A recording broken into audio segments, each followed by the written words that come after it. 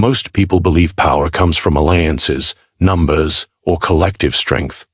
They are wrong. The real danger, the figure everyone secretly fears, is the individual who needs no one. In this video, we solve the problem that paralyzes most people: how to become so autonomous, so self-sustaining, that no ally can betray you, no enemy can corner you, and no circumstance can break you. In every age, there exists a rare archetype, the solitary strategist who stands apart from the crowd, guided not by sentiment but by cold calculation.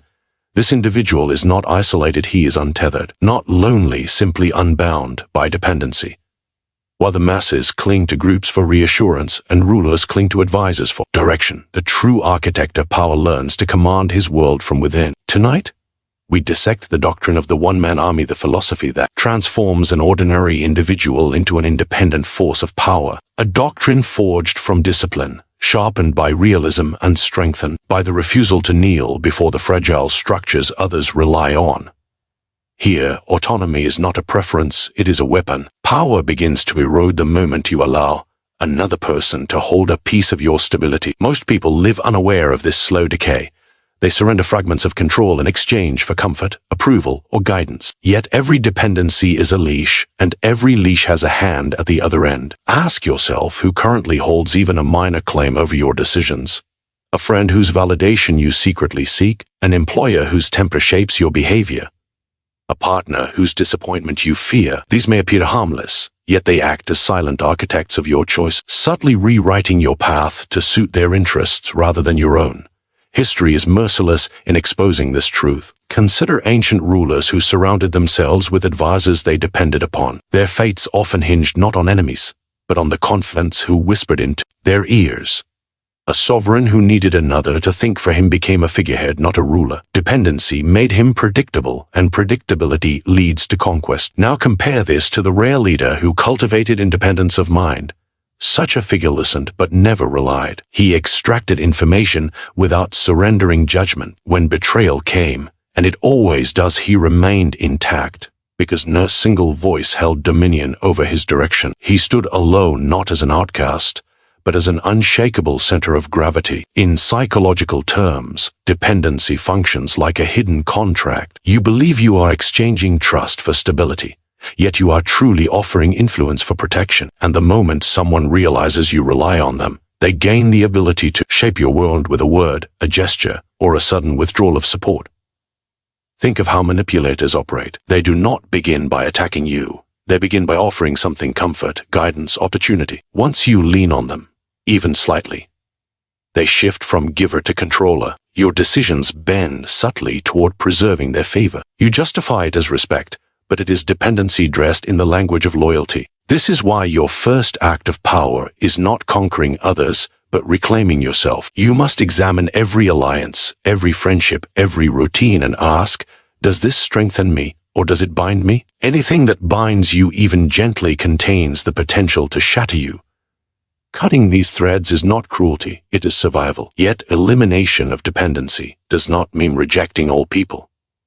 It means reducing every connection to its true scale. You interact freely, but you do not hinge your identity on another's approval.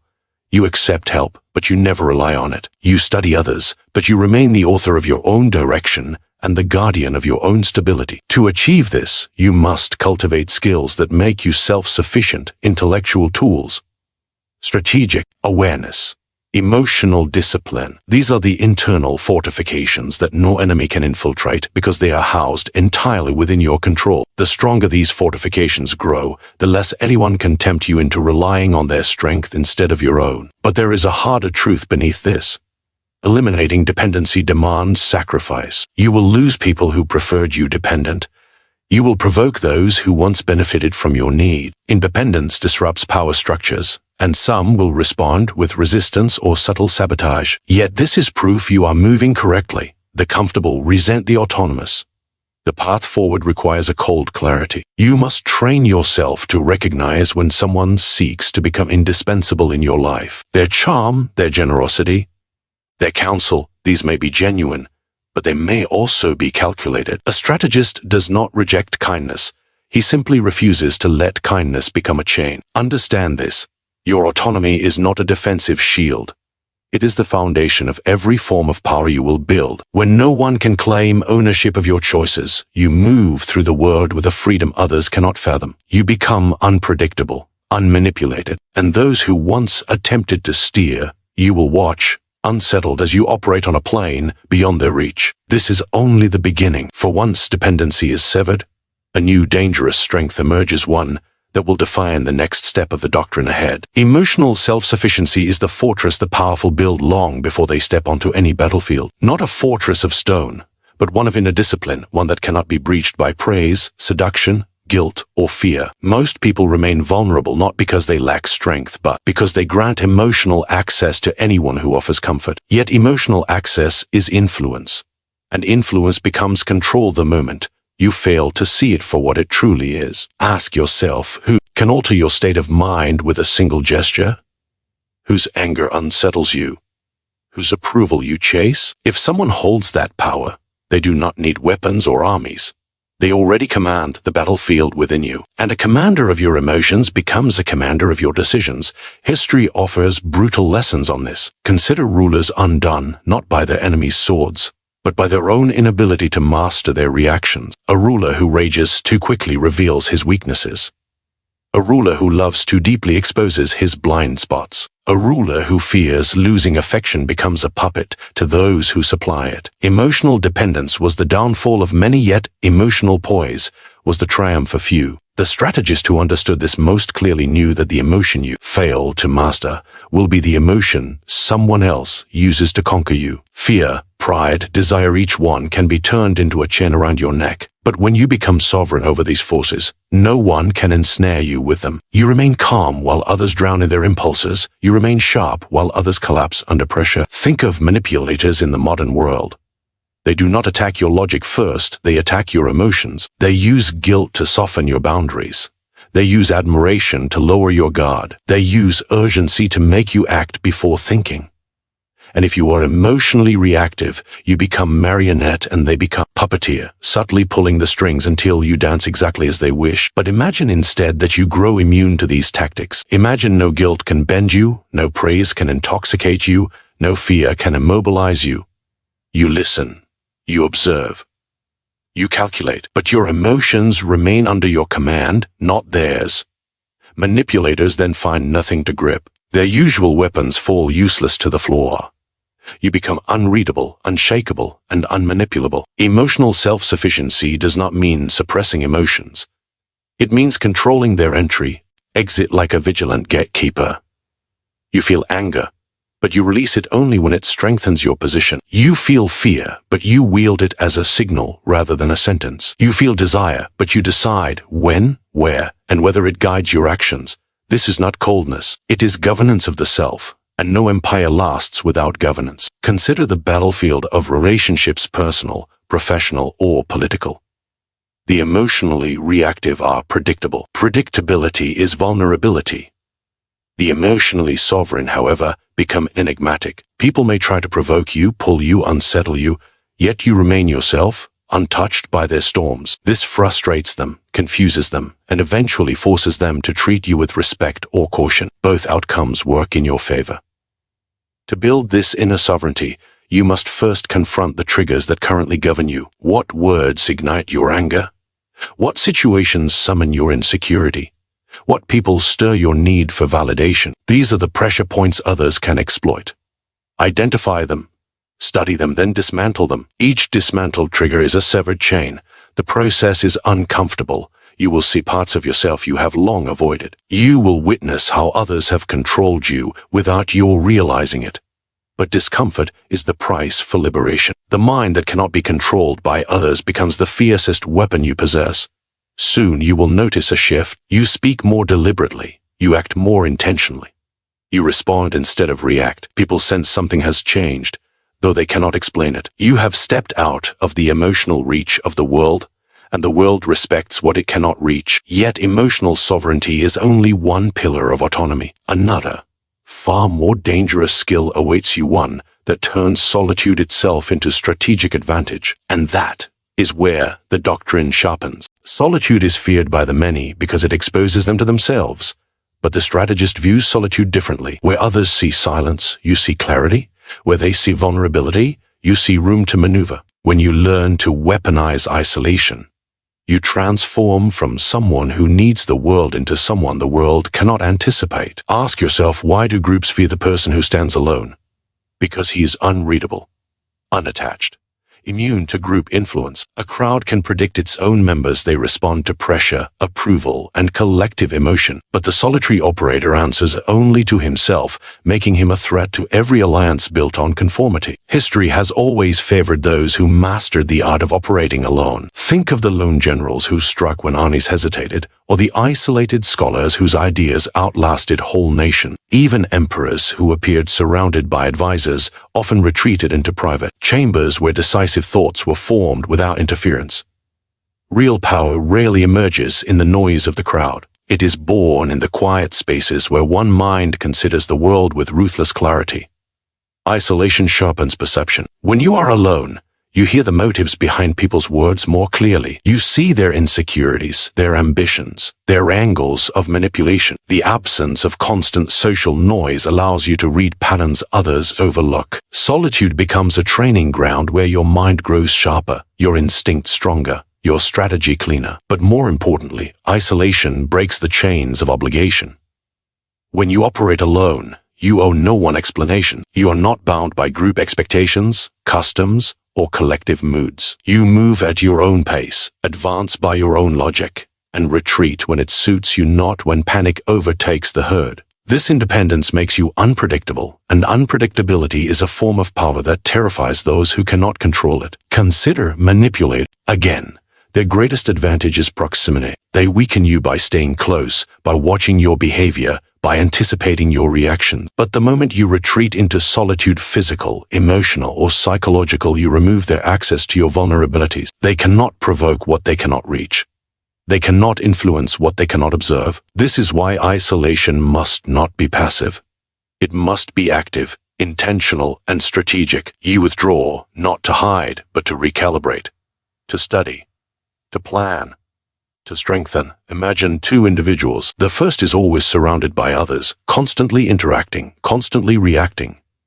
Every thought is influenced by noise. Every decision is shaped by social pressure. The second individual spends deliberate periods in solitude, stepping away to analyze his choices and observe human behavior from a distance. Whose strategy is more refined? Whose mind is more stable? Whose moves carry more weight? You already know the answer. Weaponizing isolation requires a shift in mindset. You must stop seeing solitude as an absence and start seeing it as a resource, a refuge, a workshop where your mind forges the plans that no one else can anticipate. It is here that you dissect motives, predict outcomes, and prepare responses long before the world presents the challenge. Isolation also grants you a mysterious aura. People begin to wonder what occupies your mind. They project their fears, hopes, and suspicions onto your silence. This projection gives you an advantage. You become a mirror reflecting their insecurities back at them. Without saying a word, you gain leverage. Your silence becomes a psychological blade. But solitude is not comfortable at first. You will confront your insecurities without distraction. You will face fears others bury through constant social stimulation. This confrontation, though painful, is essential. For a strategist who cannot face himself is a strategist who will be undone by others. The person who masters solitude becomes unshakable, for he has already defeated the enemy within. As you grow more capable in isolation, something remarkable happens. You begin to choose your interactions based on strategy, not need. You enter rooms without seeking approval, and you leave without carrying anyone's emotions with you. People sense this shift. Some admire it, others fear it, but all recognize it. Isolation, once a weakness, becomes your strongest asset, a realm where you refine your autonomy and extend your psychological reach, a place where you transform from participant to observer, from responder to orchestrator.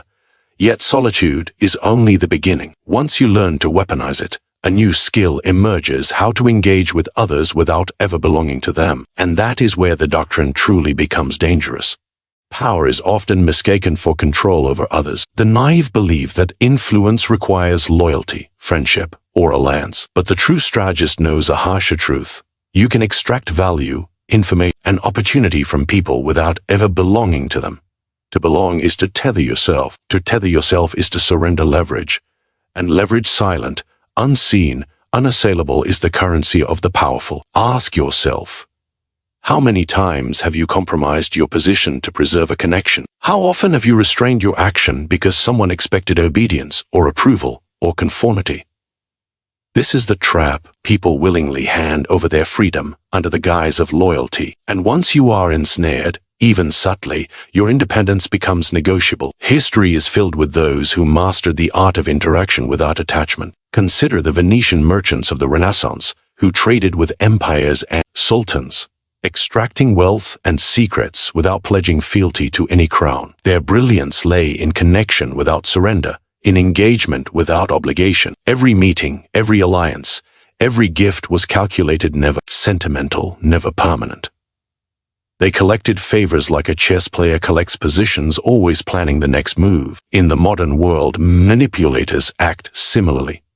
Observe them carefully. They draw you in with charm, expertise, or generosity, yet they rarely reveal their true intentions. They extract information, influence decisions, and gain loyalty without ever committing themselves fully. Their power lies in their detachment. They are free to pivot, to betray, or to abandon at the precise moment. It maximizes gain. You must learn to do the same. Not cruelty for its own sake, but calculation for survival and supremacy. Every person you interact with carries potential resources, knowledge, opportunity. You take what you need, but you never give ownership of your choices. You remain the center of your strategy, the sole author of your outcomes. Consider the psychological mechanics at play. People respond predictably to expectation, obligation, and social pressure. When you refuse to belong to anyone, you remove these levers. Others can no longer manipulate you with guilt, flattery, or fear of abandonment. You become a shadow in plain sight, present, influential, yet untouchable. Yet this art demands subtlety. To extract without belonging is not to burn bridges unnecessarily. It is to maintain the illusion of participation, the appearance of shared interest, while retaining full control over your allegiance. It is a careful dance. Speak when it benefits you. Listen when it informs you. Act when it advances you. Withdraw when it preserves your autonomy. Every move must be measured, deliberate, and untraceable. Think of it as a game of chess. Each interaction is a move, each word a tactic. You give enough to provoke trust, yet not so much that trust becomes a cage. You gain insight without exposing your strategy. You offer collaboration without offering submission. In this balance, you operate with freedom that others rarely perceive and power that they rarely respect until it is too late. This is how the solitary architect builds a network without dependency. Allies become tools, rivals become information sources, opportunities become leverage. You are neither cruel nor heartless, you are precise. You operate as a sovereign within a realm of human ambition, and the terrain bends subtly to your foresight. But understand this, the world is designed to pull you into belonging. People will test you. They will attempt to claim your loyalty, your attention, your influence. They will appeal to your empathy, to your ambition, to your vanity. And each test you fail weakens the very autonomy you have worked to preserve. Therefore, every engagement must be intentional. You must observe as much as you act. You must extract as much as you offer. You must engage fully in the moment, yet remain free of its demands. Only then do you transform social interaction from a potential trap into a weapon of strategy. The most dangerous power is invisible. It is influence wielded without attachment, authority exercised without claim, and control maintained without surrender. When you master this, you are no longer at the mercy of alliances, opinions, or expectations. You are untethered. You are untouchable. Yet mastery of interaction without belonging is only the prelude. The next step, the construction of self-sustaining power that survives every contingency awaits. And in that stage, the doctrine becomes not just strategic, but nearly invincible. True power is never accidental. It is not bestowed by birth, alliance, or circumstance. It is constructed brick by brick within the self. To survive as a one-man army, you must build a system of resources, skills, and mental fortitude that depends on nothing external. Every failure to prepare is a vulnerability, Every reliance on another is a potential undoing. The world does not care for your intentions, only for your capabilities. Ask yourself, if every external support vanished tomorrow, could you endure? Could you operate, decide, and dominate without hesitation? Most cannot. They crumble because their power rests upon fragile scaffolding, approval, opportunity, or the favor of others. You cannot allow this. You must become self-sustaining, a fortress unto yourself. History teaches this lesson repeatedly. Consider Julius Caesar, whose rise was as much about the alliances he controlled as the legions he commanded. Yet he ensured his power did not depend solely on them. He cultivated his own strategic mind, his rhetorical skill, his personal loyalty among soldiers. When betrayal struck, when others faltered, it was his internal system, the combination of intellect, charisma, and decisiveness that allowed him to maintain influence, even amidst chaos. Or reflect on Leonardo da Vinci, a master of knowledge, skill, and invention. He moved through courts, cities, and patrons with no permanent allegiance, yet he remained indispensable because he alone possessed certain abilities, insights, and craftsmanship. His power was self-contained. No court could command his mind. No ruler could fully own his genius. He had become a system of power that existed independently. To construct this within yourself, begin by cataloging your resources. What skills do you command? What knowledge do you hold that no one else possesses? Where do you find strength that others cannot replicate? These are the foundations of your autonomous power. Without them, alliances are lifelines. With them, alliances are tools. Next, build redundancy. Do not rely on a single method, a single strategy, or a single skill. The wise one-man army develops multiple avenues to achieve objectives, so that if one collapses, another remains. A craftsman with only one tool is at the mercy of circumstance. A strategist with only one method is at the mercy of opposition. You must be prepared for the collapse of every external pillar and still emerge unshaken. Psychology shows us that humans are rarely aware of their own vulnerabilities until tested. Most are reactive, not proactive. They wait for a crisis before considering what they truly depend upon. You must act differently. Anticipate every failure, foresee every betrayal, and construct solutions before they are demanded. You must internalize the contingency plans that others leave to chance. This is self-sufficiency made operational. Equally important is mental fortitude. Skills and resources are useless if your mind falters under pressure. Emotional resilience, strategic patience, and cold realism form the scaffolding upon which all else rests. Every one-man army must train the mind as relentlessly as the body, for the external world is unpredictable, but a disciplined mind is sovereign even amidst chaos. Consider the manipulator's advantage. He relies on exploiting your weaknesses, your unpreparedness, your dependence. But a self-sustaining individual has none of these vulnerabilities. You cannot be coerced, seduced, or distracted if your resources reside within and your mind is anchored. Others act as variables in your calculations, not determinants of your survival. Yet self-sustaining power is not static. It must evolve continuously. Skills grow obsolete. Knowledge becomes outdated. Physical and mental capacities fluctuate. The one-man army never stops refining, adapting, and expanding his internal system. Complacency is the first step toward annihilation. Relentless self-investment is the path to invulnerability. When you achieve this, the world perceives something unusual. You are not at the mercy of fortune. You are not shaped by others' whims. You move freely, act decisively, and influence without attachment. You are a force unto yourself. And yet, this is not the culmination of the doctrine, for once you are self-sustaining, another layer of mastery emerges, one that transforms autonomy into absolute, strategic leverage over all who presume to challenge you. The next step is where the doctrine sharpens from survival into inevitability. Power is not measured by presence alone. It is measured by perception. The solitary operator understands that influence as a shadow. It does not require force to command respect, fear, or compliance. When you project authority without needing to assert it, when you allow others to sense strength rather than see it displayed, you achieve the most dangerous kind of power, one that operates invisibly, yet universally. Ask yourself, when you enter a room, how do others perceive you? Do they sense your intentions before you act? Do they hesitate to challenge you, even subtly? Do they defer to your judgment without knowing why? This is the aura of sovereignty, the invisible crown worn by those who need no one to validate their dominion. History reveals its masters. Consider Augustus, the first emperor of Rome. He did not rely solely on armies or decrees to maintain his rule. He cultivated an image of inevitability. Every action, every public appearance, every alliance reinforced the perception that he was not merely in power, he was power incarnate. People obeyed him not because they feared immediate reprisal, but because they sensed his authority permeated the very structure of the state. That is the subtle art of projecting strength. Or take Miyamoto Musashi, the legendary samurai. His reputation alone preceded him. Opponents faltered before the first strike, not out of knowledge of his movements, but because they felt the weight of his mastery. He cultivated not just skill, but presents the psychological effect of inevitable victory. Strength, in his hands, was as much a matter of perception as action.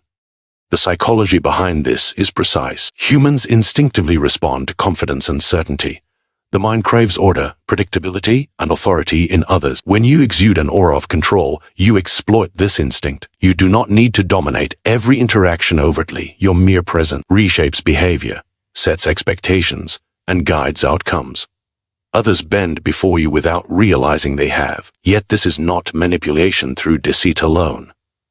True projection of authority requires internalization. You cannot feign invulnerability without cultivating it within. Your skills, your knowledge, your emotional mastery, and your strategic independence all feed the perception. When you have truly become self-sufficient, unshaken by fear, undistracted by desire, untethered from dependency, your presence itself becomes a weapon. Think of modern leaders who command influence without explicit power. A CEO may enter a negotiation room, and the room shifts because of his reputation and the certainty he projects. A strategist, consultant, or thinker may never hold formal authority, yet others defer to their judgment because their mastery is evident in every word, gesture, and pause. Influence, when projected correctly, becomes automatic compliance. The one-man army does not seek to dominate through quantity or alliance.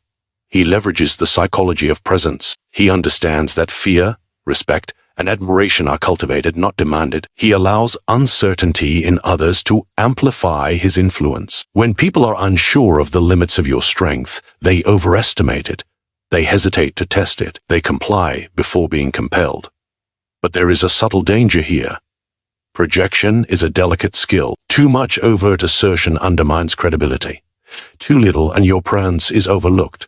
You must calibrate every movement, every word, every expression to reinforce the perception of authority without exposing your inner calculation. Subtlety is the true mark of mastery. Consider how manipulators fail in contrast. They attempt to intimidate or impress directly, leaving their intentions transparent. Their influence collapses under scrutiny. The aura of authority, by contrast, operates in shadows. It is felt before it is seen, sensed before it is challenged. You become the axis around which others unconsciously pivot, yet remain free of overt conflict. As you cultivate this, you will notice changes. Doors open without negotiation. Resistance softens before confrontation. Allies and rivals alike measure their actions against your perceived strength. This is not magic. It is the disciplined cultivation of presence, built on autonomy, self-mastery, and strategic detachment. And yet, the projection of authority is not the final stage. It is a threshold. Once mastered, it allows the next evolution, the ability to move unseen, to act decisively, and to manipulate outcomes without exposure. The doctrine grows sharper, more lethal, and more unassailable. And that is where the one-man army becomes nearly unstoppable. Power is silent. Power is invisible. The strongest chains are those people never see. Ask yourself how many around you act unaware that their choices are shaped by forces they cannot name. How many decisions bow to subtle influence, to calculated presence, to unseen control. To wield authority without exposure is the apex of strategy. Influence need not be loud. Command need not be declared. The mind that moves others while remaining untouched, that is supremacy. You have glimpsed the doctrine of the one-man army: autonomy, emotional mastery, strategic isolation, engagement without belonging, self-sustaining power. The aura of authority. Each piece builds the silent architecture of control. But knowledge is useless if left idle. Will you allow it to shape you, or will it vanish like smoke in the wind? Comment below your thoughts. How will you bend the world without being seen? Subscribe if you hunger for more Machiavellian insight. Share this video and let others question who truly holds the reins of power.